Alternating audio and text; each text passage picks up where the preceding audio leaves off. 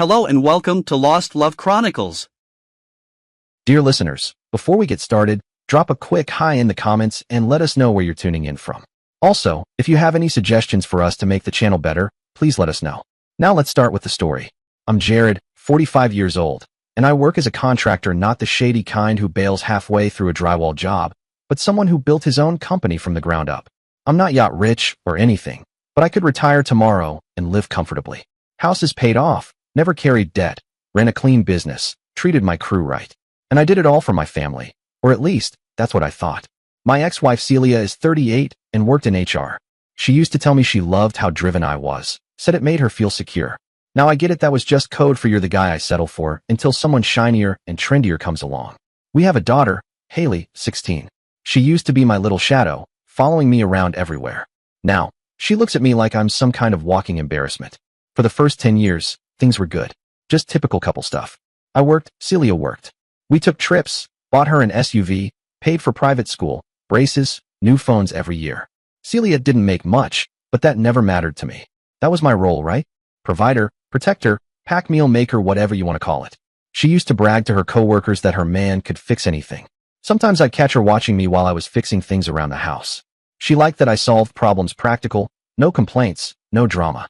Then slowly, everything shifted. It started with this self-care talk. I'm not against it, hell. I even tried some yoga once. But what began as tea and stretching quickly morphed into expensive skincare routines, form-fitting office clothes, and perfume that I'm pretty sure cost more than all my power tools combined. Then came the locked phone. Then the work dinners once a month at first. Then it went from once a month to twice. Then every week. Late nights out. Vague texts with no names, just people from the office. Always dressed up, always glued to her phone. One night I finally asked, Celia, who were you with tonight? She snapped back. Why are you always asking? Like I'm doing something wrong. I didn't hold back. Well, maybe you are. That was the moment everything started unraveling. At the same time, Haley started acting weird. Like overnight. No more I love you, Dad. No more movie nights curled up on the couch with me. I was getting eye rolls for everything. One day, picking her up from school in my truck, she said, Dad, you look out of place. I couldn't help it. Sorry for not rolling up in a Tesla, princess. Celia laughed. A full-on laugh. Like it was normal to treat me like a joke in my own house. Still, I tried to ignore it. Told myself I was being dramatic. I wanted to believe that. Needed to believe that. Because what was the alternative? That my wife was cheating on me and my daughter was turning into a mini version of her? No. No way. Not in my house. It got to the point I felt like a guest in my own home. I'd come in after a 12-hour shift, covered in concrete dust, and they'd be giggling over something on their phones. But the second I walked in, silence.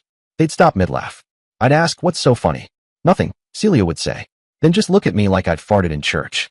And the silence, man, that's the part nobody warns you about. How it just builds up.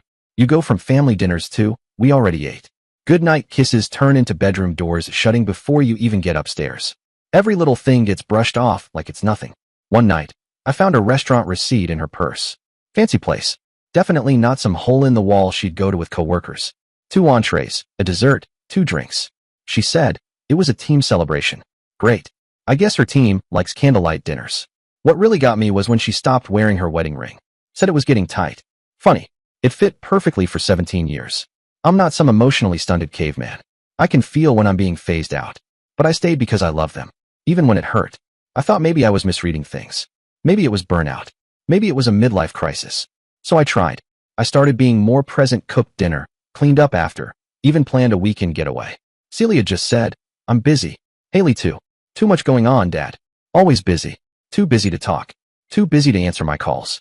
Too busy for the man who gave her everything she ever asked for. And still, I held on. I know how that sounds. But when you've invested your whole life in people, you don't just walk away because things get weird. You try. You fight for it. Deep down, I probably knew I was the only one still fighting. Just didn't want to admit it yet. That's when Liam entered the picture. First time I heard his name, Celia mentioned him like she was talking about the weather. My new supervisor is named Liam. They transferred him from another branch. That was it. No warning bells. No weird tone. Just an update. Oh cool, I said. Congrats on the new boss. The next time she said his name, it was, we should dress more professionally for meetings. Said it while putting on a blouse I'd never seen before. One of those tight ones that don't exactly scream, I'll get those HR files over to you ASAP, if you know what I mean. Then it was, Liam thinks I should apply for the leadership program. I remember asking her, Is this Liam guy your boss or your life coach? She didn't laugh, just smirked and said, he's helping me grow. Helping you grow, huh? Okay. I didn't ask many questions at first. Didn't want to be that insecure guy who freaks out because his wife has a male coworker. I gave her the benefit of the doubt. Like a fool.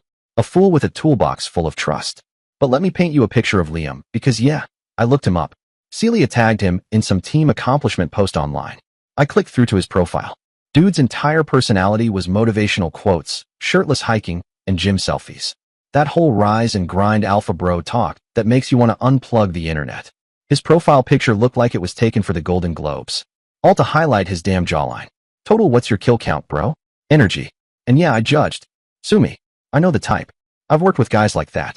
They talk smooth, smile at everyone, but you don't want to turn your back on them around your wife or your wallet. Still, I didn't say anything. But once you start noticing things, you can't unnotice them. Celia started dropping Liam's name casually way too often. Like she couldn't finish a damn sentence without shoehorning him in there. Liam says that new time tracking software is a nightmare. Oh, Liam brought lunch for the team again. I remember raising an eyebrow. Oh wow, he brought lunch. Must be love. She rolled her eyes, but didn't say anything. And I swear every time she said his name, her voice got a little lighter. Not like she was singing, but that fake casual tone people use when they want to sound chill, but are just dying to talk about someone. Then came the part that really stuck with me. She was late one evening. Walked in, tossed her keys on the counter like it was nothing. Hey, I said, keeping it light. Where you been? Work dinner, she said, kicking off her heels. Oh yeah? Cool. Who all was there? She blinked. Tiny pause. Oh, just the usual team. So I asked, you mean Liam? Her jaw tightened. Barely. But I saw it. Then she nodded. Yeah, him too. Why? I shrugged. No reason. There were many reasons. But I wasn't going to get into it. Not like some jealous teenage boyfriend. I wasn't giving her the satisfaction of saying I told you so. So I stayed quiet. Observing. Gathering intel. That's when more signs started popping up. New gym membership. Suddenly, she cared about macros and protein intake, words she never even said before. Her phone never left her side. Never. She'd start giggling at text messages again, quiet little snorts and half smiles she tried to hide behind her wine glass. Not even Haley gets that kind of laughter from her anymore. Speaking of Haley, she started acting smug. I don't know how else to explain it. Like she knew something I didn't. Like she was in on some joke I hadn't been told. She'd give me this look, half pity, half you'll figure it out eventually, old man. And I swear, the whispered phone calls between her and Celia went from random to daily. Haley stopped talking to me altogether. Unless she needed something. And even then, always with attitude. Why are you asking where mom is? Why do you care what she's doing? Excuse me? I said once. Since when do I need permission to ask where my wife is? She just scoffed and left the room. I tried to stay calm. I kept trying to fix things the only way I knew how, by doing things. Tangible things. I fixed things around the house. Cooked more often. Bought Celia a spa day. Just to help her relax. She thanked me. Politely. And then left the gift card on the counter. For 2 weeks. That kind of rejection doesn't yell. It just builds. Quiet. Like termites. And one night, I was cleaning up after dinner. Just me that night. Celia was at a work event. Again. And Haley? She said she already ate. So I was in the kitchen alone, scraping plates, rinsing off the pans, doing what I always did, holding things together, quietly, like a guy who's already fading into the wallpaper. I opened the trash to toss something out, and noticed it right away. A takeout bag. Not the usual kind. This one was from a fancy Italian spot, the kind of place where the wine list needs a translator. Definitely not anywhere near Celia's office. And definitely not somewhere she and I had been together. Ever. I leaned in closer. 2 sets of silverware. 2 drinks. Neatly packed. No leftovers. I stared at it for a second, just frozen there with a wet sponge in my hand. Then I called out, Haley? She was in her room. Yeah? Hey, I said, trying to keep my voice even. Did you and mom have dinner from Giordino's tonight? There was a pause. Yeah. She picked it up after work. For just the 2 of you? Sure, she said, quick and clipped, like a kid lying about brushing her teeth. Then she walked off before I could say another word. I stood there staring at the trash can. I wanted to believe her. I really did. But the puzzle pieces weren't fitting anymore. Every work dinner. Every ignored call. Every fake laugh from across the room. And Liam. Always Liam. I started thinking about checking Celia's phone. I didn't. Not because I didn't want to, but because I knew that once I did, it would be real. Really real. Like no turning back, no pretending anymore. You see it, and it's there, and it stays. So I waited. It was getting closer. I could feel it like a shift in the air before a storm. Something big was coming. I just didn't know when. But I was going to find out. And when I did, the reliable background husband act. That was over. Turns out, I didn't even have to do anything dramatic. No tracking apps. No full FBI mode. They brought the show right to my living room. It was a Friday. I finished work early. Railing installation on a porch wrapped up ahead of schedule. So I thought, what the hell, I'll surprise the girls. Maybe grab a pizza, throw on a movie like old times. Something simple. Something good. I pull into the driveway around 5:45, and there it is. A sleek black Audi. Unfamiliar. Not a neighbor's car. Not one of Haley's friends. And definitely not a coworker of Celia's. I know what those people drive I used to drive her to their events. This thing looked expensive. Clean. Flashy. Parked like it belonged there. I sat there a second, engine off. Just staring. Then I got out. Slowly. No stomping. No rage. Just a quiet unease crawling up my spine. Like my bones already knew what was coming. I walked in through the garage. Keys in hand. I was expecting, I don't know, a surprise party. Some weird but innocent explanation. Instead, I walk into the kitchen and it's a full-on candlelit dinner. Not just a meal. A setup. There are tapered candles burning like this is some damn date night. Linen napkins. Wine glasses. Plates already half cleared. And there he is. Liam. Freaking Liam. Sitting there at my table, in my chair, wearing a perfectly ironed, fitted button down like he's the goddamn guest of honor at a ceremony being held in his name. No nerves, no guilt. Just comfortable. Settled. Across from him Celia. Wearing that red blouse. The one she only ever pulled out for anniversaries, or when we went somewhere really nice, which wasn't often anymore. Her hair's done, curled soft around her shoulders. Lips painted a shade I hadn't seen in months. And she's laughing. That kind of laugh she used to do when we first met, like something inside her was glowing. Like she was 25 again and the quarterback just asked her out after study hall. And then there's Haley, sitting right between them. Fork twirling lazily in her hand. Smile on her face like this is just another Thursday. Like I didn't just walk into a Twilight Zone episode of my own damn life. Nobody noticed me at first. 10 seconds. Maybe more. I stood there, tool belt still on, dust on my jeans from work. They were too busy being whatever the hell this was, some fake little family scene that didn't include me. Then finally, Celia looked up. Her smile vanished, snapped off so fast it could have shattered a wine glass. Liam turned next, calm as ever, like I'd walked into his house, not mine. He looked me up and down, took in the boots, the belt, the sawdust, the sweat. Then he gave me this nod. A nod. Like, hey man. The audacity. No panic. No shame. Just that smug, condescending calm that said, you're not even a threat. Then Haley looked up. Didn't flinch. Didn't gasp. Just squinted at me, almost annoyed. Why are you home so early? She asked, like I was the one intruding. Not hi, Dad. Not everything okay? Just, why are you here? I didn't answer her. I looked straight at Celia. What is this? She opened her mouth. Closed it. Did that stammering thing people do when they're trying to pick the least offensive lie off a shelf. But Liam beat her to it. We were just having dinner, he said smoothly. Like this wasn't completely insane. Haley wanted to show me her English project. Haley wanted to show him her English project. In my kitchen. Over candlelight. This man, in my house, with my daughter, playing house like this is some mid-season sitcom episode, and I'm the dumb neighbor who walks in at the wrong time for a punchline. I turned to Haley. You knew this was happening? She shrugged. No guilt. Just a shrug. I asked, and you're okay with this? Another shrug. This time with a smile. Mom deserves to be with someone who actually appreciates her, she said. I blinked. You mean someone who takes her to dinner and lies to her husband? She crossed her arms. Someone exciting. Not boring and stuck. I just stared at her.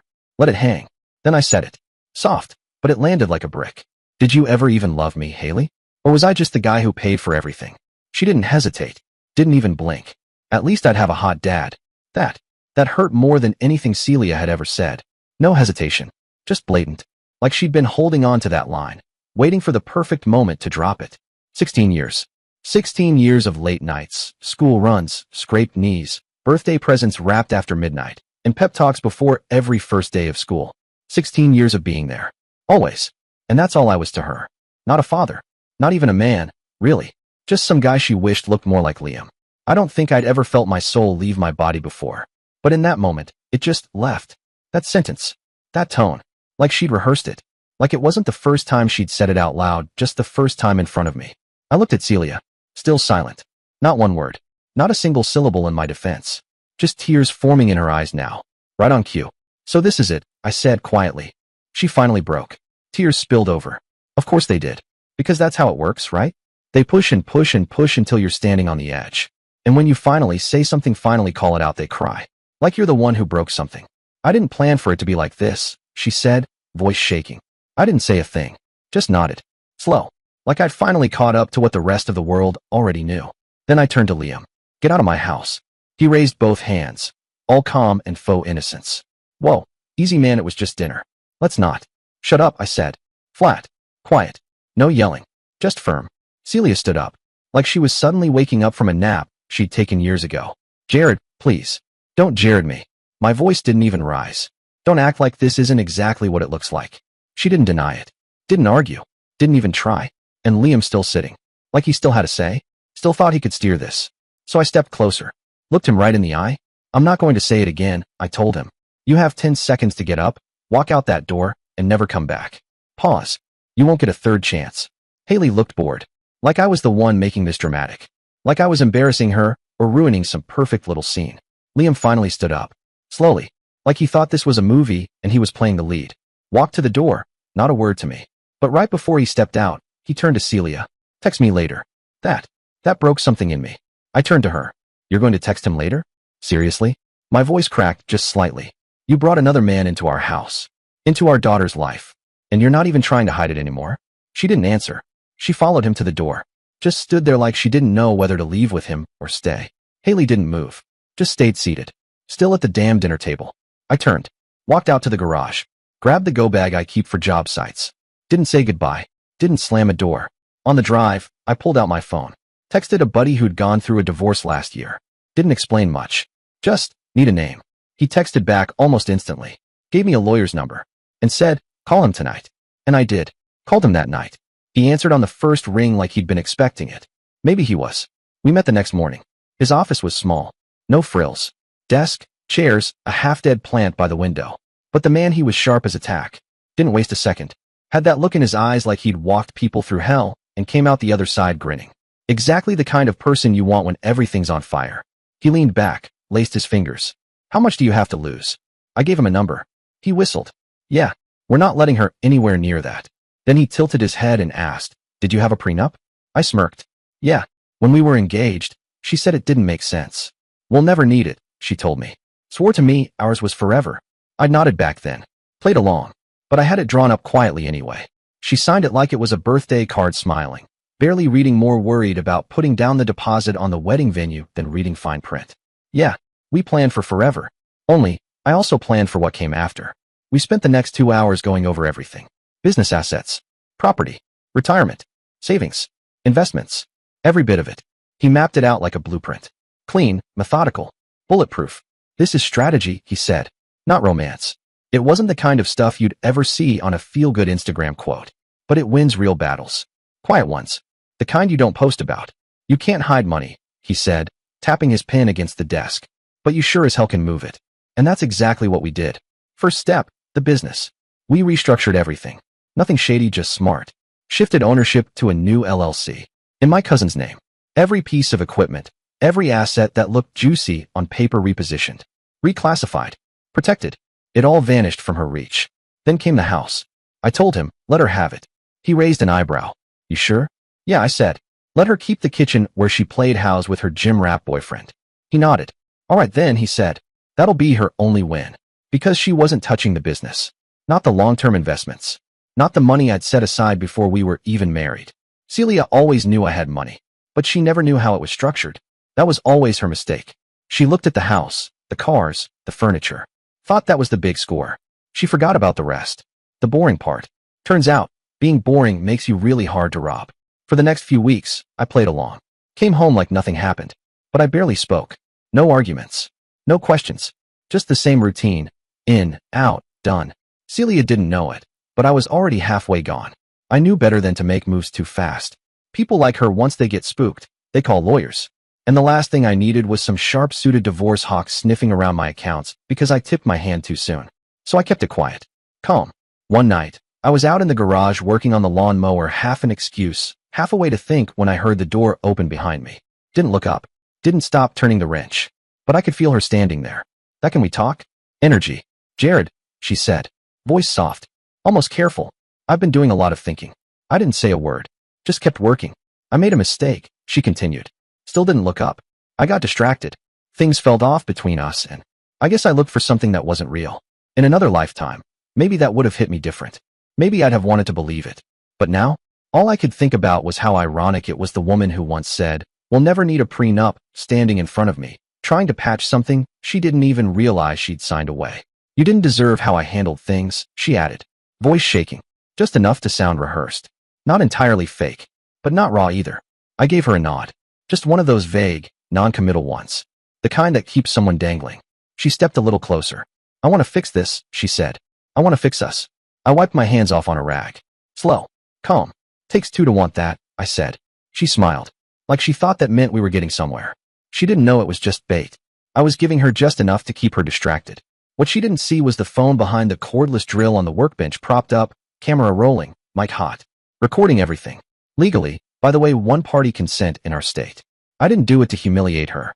I did it because I knew exactly how people like Celia operated. Rehearse the apology, twist the narrative, play the victim. If this ever ended up in mediation or a courtroom, I wanted it on record crystal clear that she admitted fault. That I never promised her anything. No reconciliation. No path forward. Just enough attention to keep her in one place. While I secured everything, she thought she was manipulating me for a second chance. But really, she'd walked into a confessional, and I just made sure the door stayed open. While she hovered with her regrets and soft apologies, my lawyer and I were working behind the scenes. Locking down every account. Redirecting automatic payments. Reassigning beneficiaries. I even changed the mailing address on most of the sensitive documents to a P.O. box she didn't know existed. Every move precise. Quiet. Controlled. Then came the step that sealed it. I sat her down one evening, made it look casual. "Celia," I said, spooning some risotto onto my plate, "I've got a lead on a real estate opportunity. Out of state. Not public yet, guy I know from business school isn't on it. They're looking for capital fast." She looked up from her glass of wine. "Real estate?" "Yeah," I nodded. "Zoned for mixed use. Early investors are projected to double, maybe triple their money. 2-year window. Maybe less." I let that hang. A soft hum of potential wealth. She tried to keep her voice even. "Sounds promising. How serious is it?" "Serious enough I've been moving things around to make room," I said. "If it lands, we're talking 7 figures. That got her attention. She perked up. Started playing domestic again. Cooking dinners.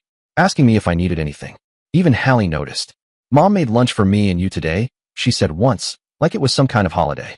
Celia even asked me about my day once. I swear, it was like she found a dusty script in a drawer labeled "How to be a good wife" and decided to rehearse it. But I wasn't buying it. I was just giving her more rope. And I kept the lie going for 3 months. Then, when every lock was in place, every document triple copied, every dollar safe, I broke the news over breakfast. "Looks like the deal fell through," I said between bites of toast. "Land's tied up in zoning red tape." Whole thing collapsed. Her fork froze halfway to her mouth. Fell. Hit the plate with a sharp clatter. She just stared at me. Like I'd told her I lost a winning lottery ticket. 2 weeks later, I got the notification, Celia filed. She thought filing first gave her leverage. It didn't. I had proof. I had plans.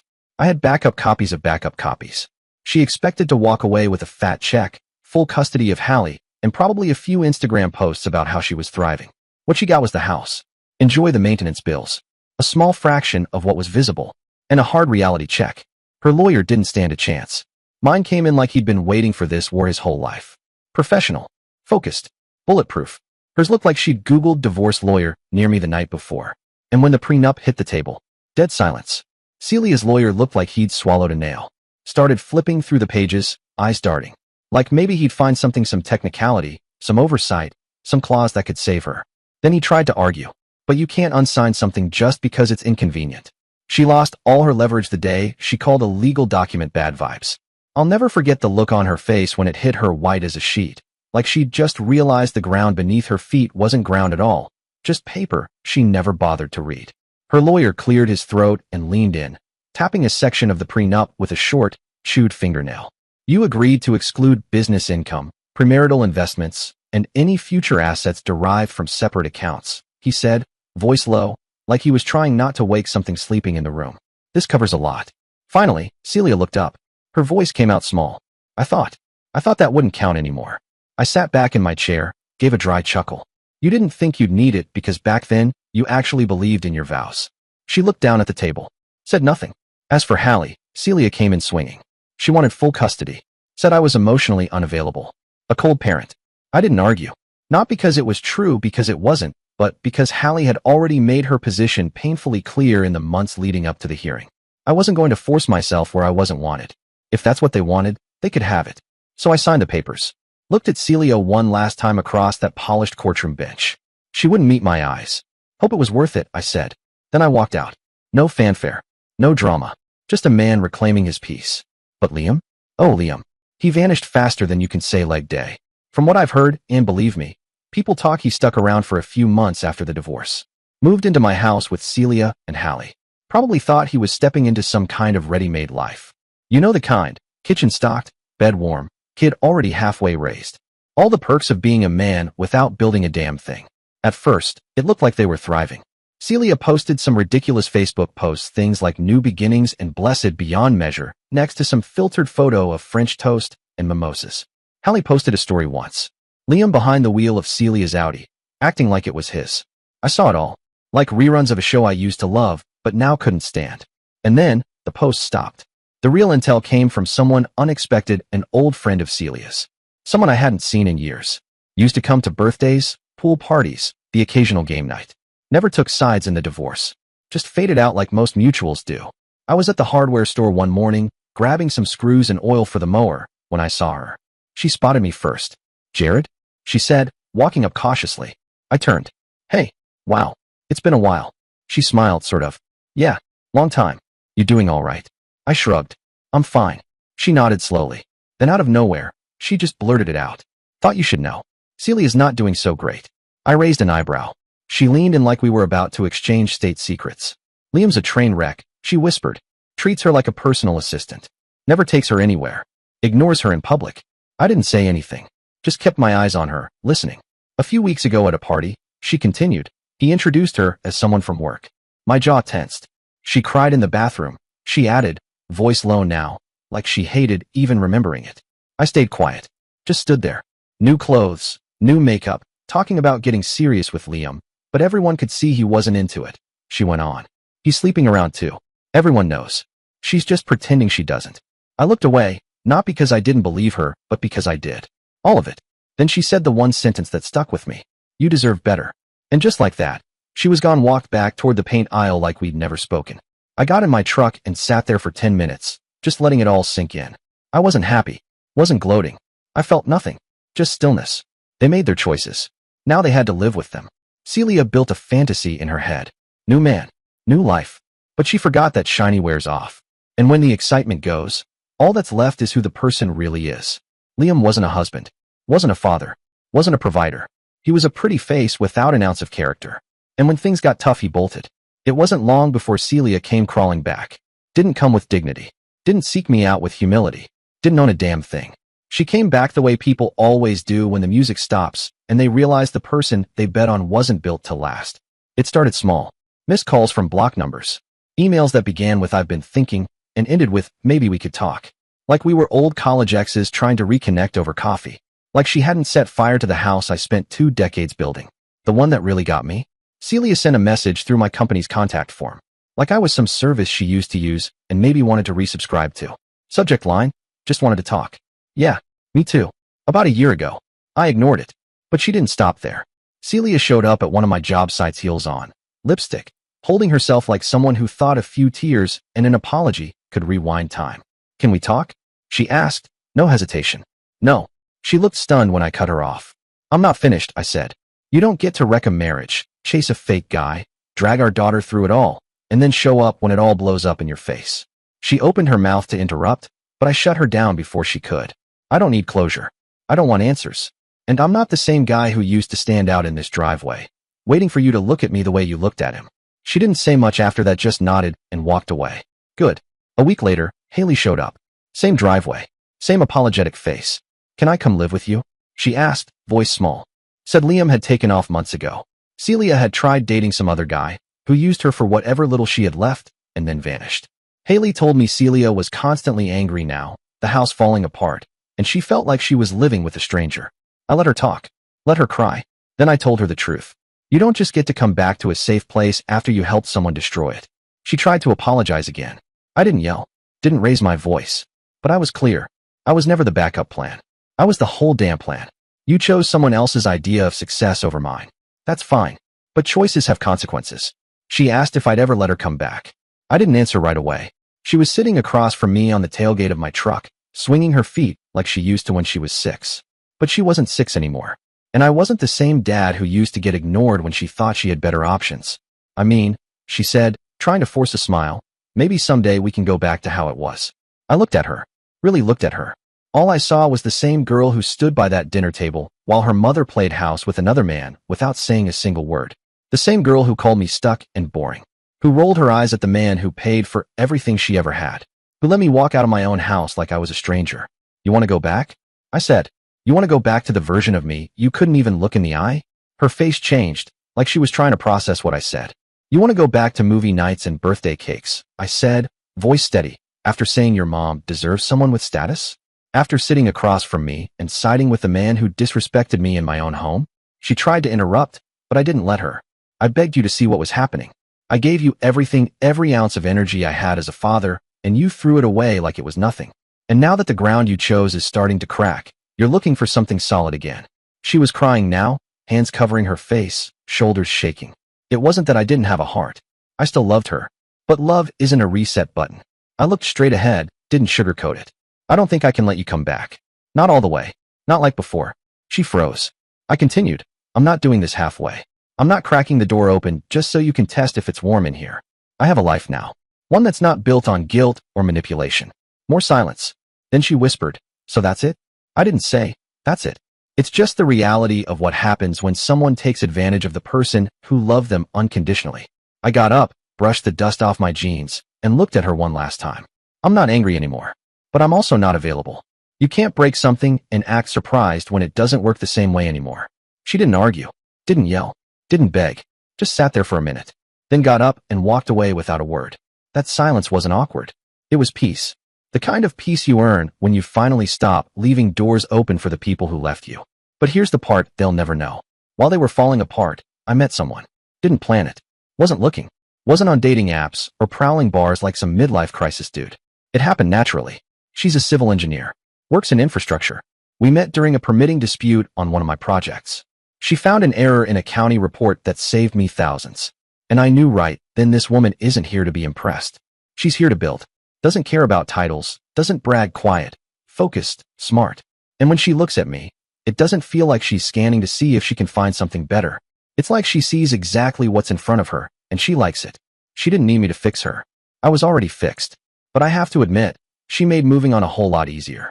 One day she asked me, what happened with your ex? I told her, she wanted someone shinier. I stayed solid. She smiled and said, shiny doesn't last. Concrete does. We're not rushing anything, she added. We both like our space. But she knows who I am. And that's more than I got from my own wife and daughter. For years now, I've got a steady business, peace and quiet, a good woman by my side, and zero illusions.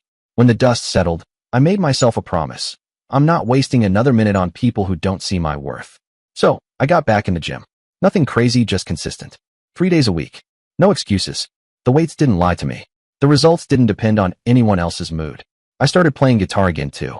Just me, the strings, and zero noise. Started woodworking like I always said I would. Built my own workbench. Carved a coffee table that came out damn good. Every hour I used to spend trying to fix them, that time went back into fixing me. I'm not healed. I'm not thriving. I'm just living the way I should have been living all along, without anyone trying to make me feel small for being reliable. Celia and Haley thought I'd be here broken and waiting. But I'm not waiting. I'm building. And this time I'm only letting in people who know how to hold a hammer. Dear listeners, please share your thoughts in the comments section below and don't forget to like, share, and subscribe.